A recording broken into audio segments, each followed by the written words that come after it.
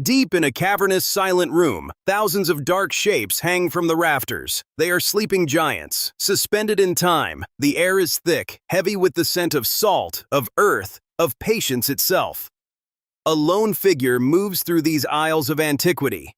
This is a ham master, a guardian of a centuries-old tradition.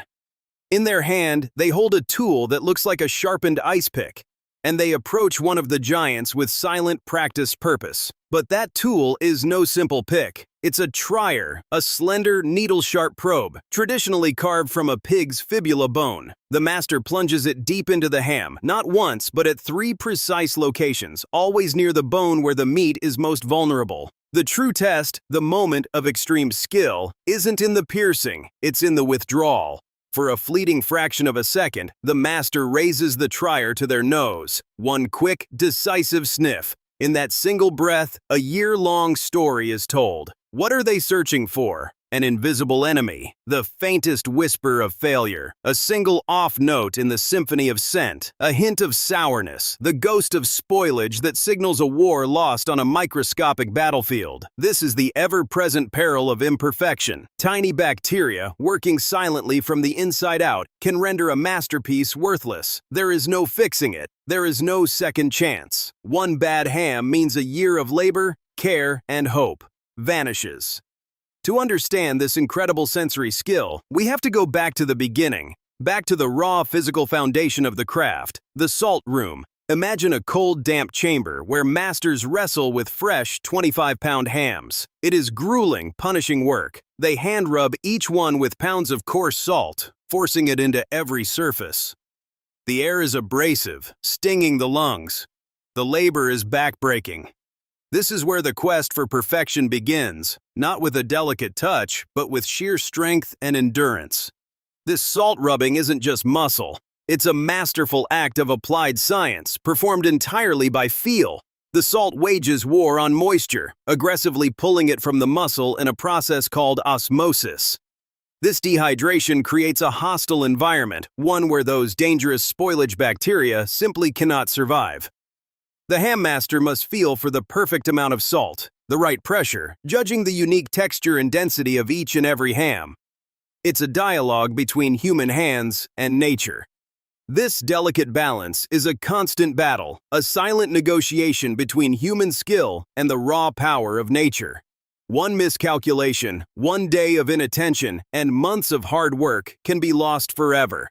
From the intense, crystalline world of the salt room, the hams ascend. They enter the aging house, a multi-story wooden sanctuary that feels more like a cathedral of curing than a warehouse. Here, they will hang in the quiet dark for up to a year, sometimes longer. This isn't some sterile, climate-controlled box. It's a living, breathing building, seasoned by decades of use. The ham master acts as its conductor, orchestrating a symphony of air by opening and closing massive wooden shutters. They are reading the wind, the humidity, the very soul of the season, to guide the hams toward perfection. And as the months drift by, something astonishing begins to happen. The hams start to grow a dusty, gray-green coat of mold. To the untrained eye, it looks like a disaster, a sign of spoilage.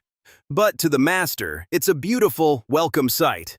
This isn't just any mold. They are actively cultivating a specific, beneficial strain, a natural ally in their quest. This living blanket forms a protective rind on the ham, sealing it off from harmful bacteria and airborne contaminants. It's a paradox of perfection. To preserve the meat, they must first let it bloom with life. This rind is a shield, concentrating the flavor deep within the muscle, transforming the simple pork into the complex, savory treasure that is Smithfield ham. Now we return to the master and their simple, elegant tool, the trier. The true secret of perfecting a Smithfield ham is not just in the smelling, but in the knowing of where to seek the truth. They don't just probe the ham randomly. Their movements are precise, deliberate, and steeped in tradition. They test 3 specific points, and only 3. First, a spot near the H-bone, the pelvic bone of the ham. This tells them how deeply the salt cure has penetrated the most challenging area. Second, they probe the thickest part of the cushion, the main muscle, to assess the heart of the meat. Finally, a test at the hock joint, where the leg tapers. Each location provides a different piece of the puzzle. The trier is inserted, twisted, and withdrawn in a single fluid motion. It's a surgical strike into the soul of the ham. And here is the profound, almost magical moment of revelation. The ham master isn't just smelling for good or bad. They are interpreting a complex language of scent, a story told in molecules. The aroma that wafts from the trier should be a symphony. It must be nutty, almost buttery, with a hint of sweetness and a completely clean finish. It's the scent of patience, of time, of perfectly executed chemistry. They can detect the slightest off note, a whisper of sourness that signals a problem near the bone, or a faint mustiness that means the aging environment was flawed. This is the skill, the secret that cannot be written in a book or programmed into a machine. It's a library of scents, built over a lifetime of devotion. This incredible skill isn't just about making food, it's about protecting a national treasure. The title, Smithfield Ham, is not a suggestion. It's the law. A legally protected designation tied to a specific place and a time-honored process, just like the world's finest cheeses and wines. Every single ham that bears that name must pass the master's test. They are the final gatekeepers, the guardians of a legacy stretching back centuries. The weight of that name, the trust of generations, rests on their shoulders and their incredibly refined sense of smell. So how do you learn a language that has no alphabet? How do you master a skill that can't be written down? You don't find it in a book or a classroom. This knowledge is earned, passed down through a long, demanding apprenticeship.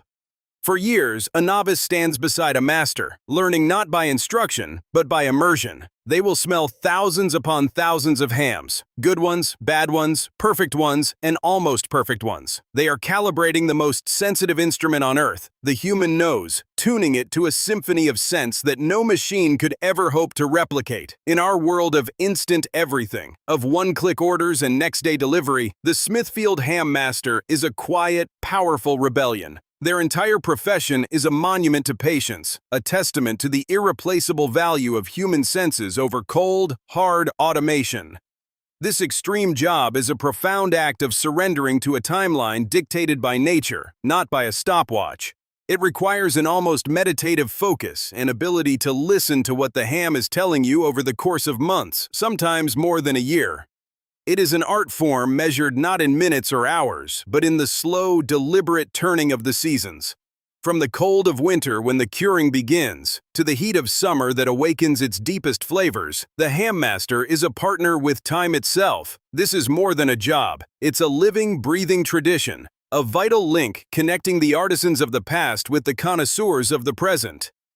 Each perfect ham is a story, a tangible piece of history you can taste. And that story is written in salt, smoke, and time. It tells of the changing humidity, the subtle shifts in temperature, the patient development of flavor.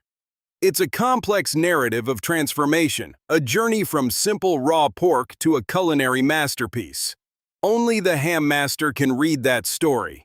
With one deep breath, they understand its entire journey, its character, its soul. They are the librarians of this silent, savory language, ensuring that the epic tale of the Smithfield ham is told perfectly, time and time again.